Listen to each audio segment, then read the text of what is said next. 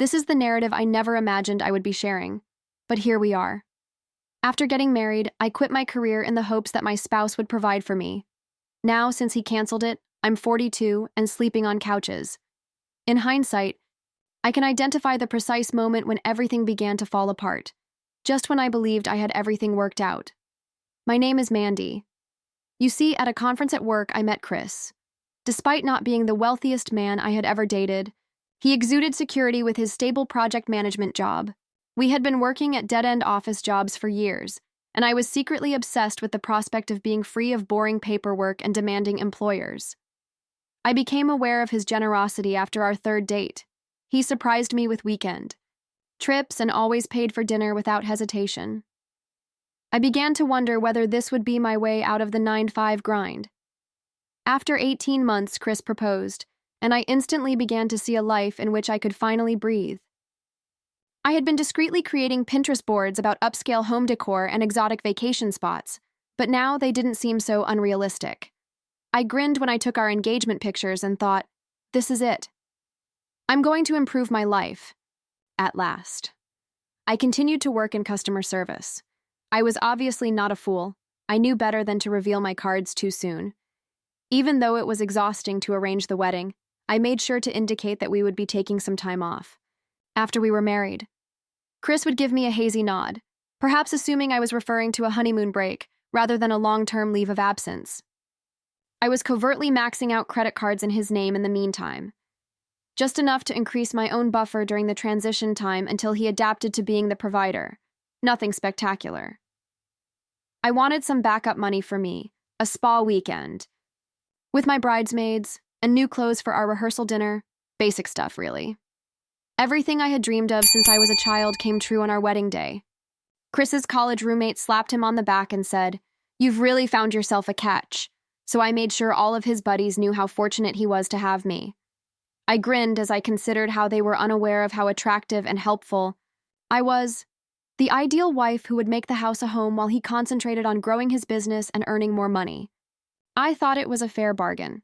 On the Monday following our honeymoon, I entered my workplace, gave my witch of a boss a charming grin, knowing that she was envious of my wedding pictures on Facebook, and submitted my resignation with immediate effect. Family priorities, I said hazily, taking pleasure in her shocked expression. I made Chris's favorite dinner that evening, dressed in the lingerie I knew he loved, and waited for him to get home so I could jokingly tell him I had resigned from my job. His response wasn't quite what I had expected. With his fork frozen, halfway to his mouth, he questioned, "You did what?" I described my desire to concentrate on transforming our house into a home, perhaps taking a look into whatever that meant, some passion projects. I told him that we had discussed planning a family soon anyhow, so this was merely speeding up the process when he brought up our bills and mortgage. I knew he wouldn't recall exactly what was said in all our late-night conversations, but we hadn't really had that topic in any serious sense. Before considering having children, we decided to save for at least another year, he said with a sincere air of bewilderment. A glimmer of annoyance passed through me. For what reason was he so naive about this? If he would simply stop buying those dumb technological devices he was constantly purchasing, his income would be enough to sustain us. I said, "I thought you'd be happy," allowing tears to fill up in my eyes, a tactic that had always worked. For us, for our future family, I took this action. His face was still etched with apprehension, but I saw him relax instantly. Sometimes men can be so predictable that they will stop at nothing to keep a woman from crying. I was irritated that he didn't agree with my plan right away, but I wasn't really angry. It was a careful balancing act throughout the next 2 weeks. I would peruse job postings during the day, keeping a couple to present to Chris as evidence that I was seeking a new position when he got home. Actually, I was enjoying my newfound independence, going out to lunch with friends, and remodeling our apartment. Before he could see the shopping confirmation emails, I erased them all and saved a different browser history. To demonstrate to him how difficult the job market was, I even set up a private email account where I would transmit job rejections to myself. I would remind Chris of some imagined offense from his past, such as the time he was allegedly unsupportive during my employment problem last year, Whenever he proposed that I take something temporary to assist with bills, I would respond, "You told yourself that my last job was killing me," which would cause him to doubt his own recollection. "Do you want me to return to my previous level of stress and misery?" He would typically end the talk by saying he was sorry for putting me under pressure. I had expectations for the type of work I would take on, and naturally, I never held Chris to those expectations. Entry-level jobs were below my degree of expertise. Our time together would be diminished by something that required long hours. For whatever reason, remote work never paid enough. I was prepared with an excuse for any situation. As our financial disputes grew more frequent, I began to cut him off from his acquaintances who would disagree with my decisions. I would say, "Dave only calls when he needs something," or, "Have you noticed how judgmental Sarah's getting since she got promoted?" When other friends invited me, I would purposefully turn them down or say I wasn't feeling well, progressively reducing his social circle to those who either liked me more or didn't know us well enough to judge. Chris eventually stood his ground. 6 months into our marriage, with no job in sight and our credit card debt piling up. One night, with the spreadsheet open, he stated, "Mandy, this isn't working." Our dropping financial amount on his laptop indicates that we need to make some adjustments. I recall thinking he had no idea. This was only a short-term difficult period until I discovered the ideal opportunity, or until he received the promotion he had mentioned. That's when I realized I had to step it up. At least until he calmed down, maybe it was time to start looking through job advertisements more carefully. I couldn't risk losing everything I had fought so hard to get, after all. I increased my manipulation skills after that exchange. I began drawing parallels between our relationship and the ideal couples in romantic films. You know, when the husband would do anything for his wife because he loves her so much? Do you recall the film we saw last week? I would casually mention how he took her by surprise when she was down by giving her that vacation to Paris. That is true love. When Chris realized he couldn't live up to some Hollywood vision between us, I would see his face go down. Even though I knew it was absurd, it was a great way to make him feel unworthy. The debates over money got more heated. Chris brought printouts of our credit card statements, including the ones I had been concealing, home one Tuesday evening. With a tone of deadly calm, he spread them out on our kitchen table and said, "What is all this, Mandy?" I had never seen him look so disappointed and disgusted at the same time. "There's over $15,000 here on cards I didn't even know existed." Despite feeling surrounded, I immediately went on the attack. I yelled, purposefully raising my voice, "Are you seriously monitoring my spending now?" I watched him wince as I said, "God, you're just like my father, controlling everything, counting every penny." I told him about my father's alleged domineering ways. Chris didn't need to know that my father was, in reality, rather reasonable when it came to money. I changed strategies when that didn't totally distract him. I cried and murmured, "I've been trying to make our home perfect for you, for us. I thought you'd be proud of me." I purposefully brought up the fertility appointment I had made, which was another lie, but he was unaware of it. "I've been spending more since I've been under a lot of stress about us starting a family. All I wanted was for our baby's birth to be flawless." I saw his perplexity and remorse take the place of his wrath. The problem with emotional manipulation is that it is most effective when there is a small amount of truth mixed in with the lies. Was I really thinking about getting a baby? No, God, not quite yet. However, the prospect was sufficient to cause him to retreat. I shot Chris down the first time he proposed that we consult a financial advisor. I made it plain that any attempt to manage our money was also an attempt to manage me. "So you can have some stranger judging me, telling me what I can and can't buy?" I asked. I was especially pleased with myself for rephrasing his legitimate worry as toxic conduct between us. I was fully aware of my actions, yet I didn't seem to understand if he was being realistic or controlling. To keep up appearances, I was keeping up my affluent wife persona with friends, going out to fancy restaurants for lunch, going shopping that I couldn't afford, and taking credit for spa treatments. I boasted about Chris's success at work to my group of friends, most of whom were married but still employed. He virtually pleaded with me to take a break from work and have a little fun. When I grumbled about maintaining our investment portfolio, I received valuable sympathetic stares. Chris's 401k, which I had already been looking into how to access, was the closest thing we had to invest in between us. I saw Chris using the internet to get back in touch with his college pals, intelligent, accomplished individuals who would be able to see right through me. I had to move quickly. Didn't Mug cheat on his girlfriend in college? When I noticed they had been messaging, I gently addressed it. Furthermore, isn't it Jason who has a gambling problem? Anyone who might persuade Chris to oppose me was deliberately poisoned by me. I was unaware that Chris was receiving guidance and establishing his support network in addition to re-establishing social ties. The ground beneath me was already moving, even though I believed I was still in control.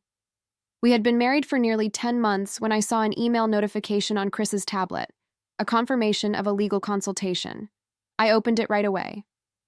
After all, I had every right to be aware of my husband's activities. An appointment with a family law lawyer was confirmed via email. My thoughts were racing. Was he thinking of divorcing me because I wasn't working and he had some credit card debt? It sounded extreme, but I had already won him back, so I wasn't concerned. I made his favorite dinner that night and donned the dress he got me for our anniversary. "What's the occasion?" he inquired queerly. God, he had been so pessimistic recently. "Is it not possible for a wife to show her husband some consideration?" I kissed his cheek in response. I was the ideal attentive wife during supper. It was almost offensive to see the relief on his face when I casually said, "So, I've been thinking about our situation, and I've decided to look more seriously for a job." He answered, "That would be great, Mandy," and offered to take my hand. He had no idea that I really had no intention of being hired. All I had to do was buy myself some time till I discovered what he was up to with that lawyer. While he was getting ready for work the following morning, I made a big show of updating my CV. I set up interviews for jobs for which I was either totally unfit or overqualified.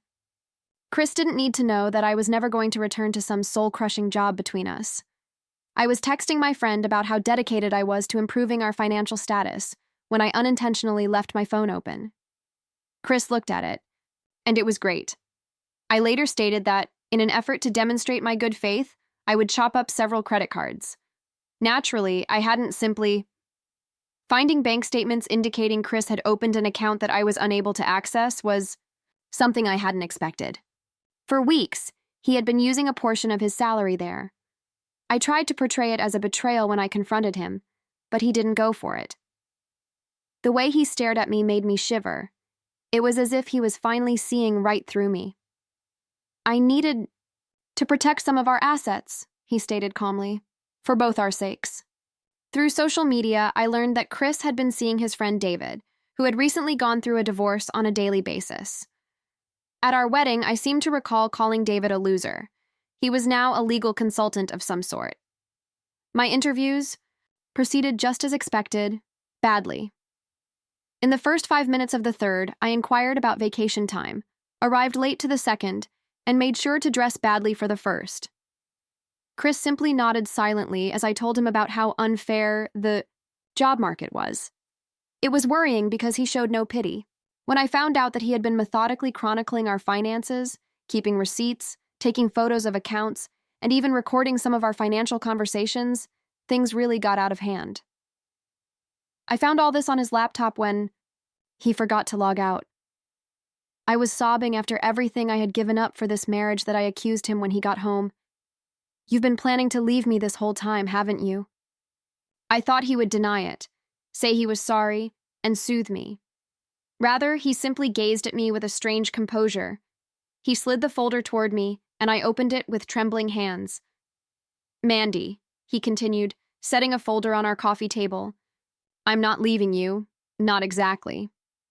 Annulment documents were inside. Fraud and misrepresentation before marriage were the justifications mentioned. All of the credit card transactions, screenshots of secret accounts, and friend statements of things I had said prior to the wedding were attached. "What is this, the 1800s? You can't just erase our marriage." I virtually cried out in despair. I could manage spousal maintenance, alimony, and asset split in a divorce, but annulment? That would entail no ongoing assistance, no monetary settlement, nothing. "Actually, I can." Chris said calmly in response. I've consulted with 3 different attorneys. Your systematic deception about finances before and immediately after our wedding constitutes fraud. The fact that you quit your job mere days after the wedding, despite telling me multiple times during our engagement that you were committed to your career, shows clear intent to misrepresent yourself. What I was hearing was unbelievable. This Chris was different from the one I had been manipulating for almost a year. He was prepared, calculating, and impervious to my strategies. I made a bluff. This will never hold up in court, he retorted. It already has in similar cases. My lawyer has precedent, but if you want to fight it, we can certainly do that. It would mean making all of this public. The purposeful disruption of job interviews, the secret accounts, and the concealed credit cards. I became aware of how well he had constructed his argument. You've been planning this for months, I said in a sincere state of surprise. He continued, I gave you so many chances. And I heard sincere sorrow in his voice for the first time. Each time I hoped you might make things better, you only made things worse. I changed my strategy and started crying uncontrollably. Chris simply shook his head when he was told, I can change. I'll get a job tomorrow. I'll pay off the credit cards. We can go to therapy. When he replied, I've already moved most of my things to a new apartment, I realized that I hadn't even noticed some of the things that were missing from our house. I've frozen the joint accounts and reported the fraudulent credit cards. You have 30 days to respond to the filing. I was able to ask, what am I supposed to do? At last. Chris said, that's not my problem anymore, and got to his feet. He turned back before departing, saying, you should probably start by finding a job. Oh, and the lease is up next month. I won't be renewing it. Expecting sympathy, I called my best friend Jenna, but she gave me a mediocre reaction. Her remarks struck like a slap. I mean, what did you expect, Mandy? You've been bragging about manipulating him for months. Had I been so open and honest? The harsh reality set in. Credit card firms informed me of accounts that were reported as fraudulently opened. The lease would not be extended, the landlord acknowledged. Every time I needed help, my buddies suddenly got very busy. My meticulously woven web was coming, apart at a startling rate. I had few options because I was unemployed, my credit was destroyed, and my resources were running low. I thought about contesting the annulment, but I was unable to pay for legal representation. I was aware that Chris had me in a legal bind. While I had been shopping and making up interviews, he had been collecting evidence. My initial awakening occurred when I applied for entry-level jobs and found that my inconsistent employment history rendered me practically unhireable in my prior industry. When I told them that I had taken a break to concentrate on my marriage, one interviewer literally burst out laughing. Weeks ago, I would have laughed at the minimal wage job I got at a little shop. Don't make me regret this, the manager said, clearly doing me a favor by hiring me. I asked acquaintances about housing because the lease on my apartment was about to expire. One acquaintance with a 4-bedroom home said, sorry, no space right now, which was a telling reaction. I became aware of how many relationships I had, ruined with my arrogant demeanor. For a week or two, my friend Tara provided her couch. My expectations of sympathy were swiftly disproved. She had guidelines, help with shopping, organize possessions, and actively look for a job. My excuses didn't interest her. He did what anyone would do when they discovered they've been manipulated, she observed plainly one evening after I had been whining. It was completed very quickly. And honestly, we all saw it coming. You weren't exactly subtle. My response, which was produced without legal assistance, did little to counter Chris's overwhelming evidence. The jury ruled that I had entered the marriage under false pretenses with the intention of financial exploitation. At a cafe close to where I recently started working, I met Chris and a woman. They were giggling while seated near one another. He appeared lighter in some way. There was none of the tension I had become used to seeing. They didn't notice me staring because they were so focused on each other. Fighting back tears of embarrassment and anger, I ducked into the bathroom. Even though I knew I caused this myself, it felt like the biggest betrayal to see him happy while my life was in ruins. Before her patience ran out, Tara extended her hospitality for a month. She declared, "You need to find your own place." Tears could not make her change her mind. I couldn't really blame her because I had been a bad guest. A coworker's spare room was my next landing place. We stayed there for 3 weeks before her partner complained. A shared room in a small apartment followed by another couch. As I sold things to pay for expenses, each shift resulted in increased shame and fewer belongings. I am currently 42 years old, 2 years after my annulment, and I am sleeping on the couch of a distant acquaintance who felt sorry for me. My credit is so bad that I can't even get the most basic apartment lease, and my call center work hardly covers the essentials. I noticed that Chris announced his engagement to the woman from the cafe last month. Comments about how well they matched were all over the post. I was publicly humiliated by someone's sarcastic comment. Guess the third time's the charm for Chris, which was tagged on my post. Her profile demonstrates everything I'm not. She is self-assured, successful, in her own business, and really kind. Their bond appears to be based on respect for one another rather than deceit. It's like seeing a different version of my life with different decisions when I see them together. At the grocery store, I ran across Chris's mom. Before her eyes hardened, I glimpsed recognition when she saw me. On purpose, she went down a different aisle. That minor rejection was a reminder of the relationships I had lost as a result of my actions, and it hurt more than I had anticipated. If I hadn't been so focused on not working, Chris would have gotten a big promotion, which would have guaranteed our future.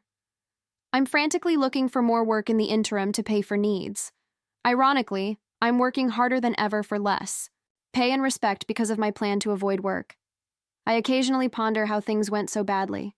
I own that throughout my darkest hours, I planned my own demise by imagining that I was entitled to help while doing nothing in return.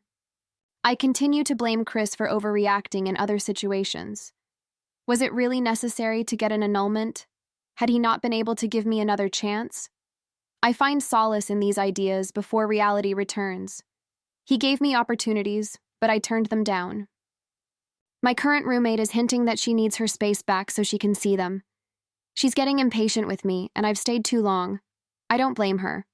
Rather, I serve as a reminder of failure and what occurs when you focus your life on utilizing others rather than making anything of your own. I went over to our former apartment complex yesterday. A young couple was moving in together, sharing giggles and kissing each other as they went. As they worked together on their new house, I watched, unseen. Between us, I experienced something I don't often admit. Sincere regret. Not just for the outcomes, but also for the person I've chosen to be. I wish I could claim a profound shift in myself. The reality is more nuanced. I still search for shortcuts, still dislike advancing in my career, and still judge guys based on their contributions.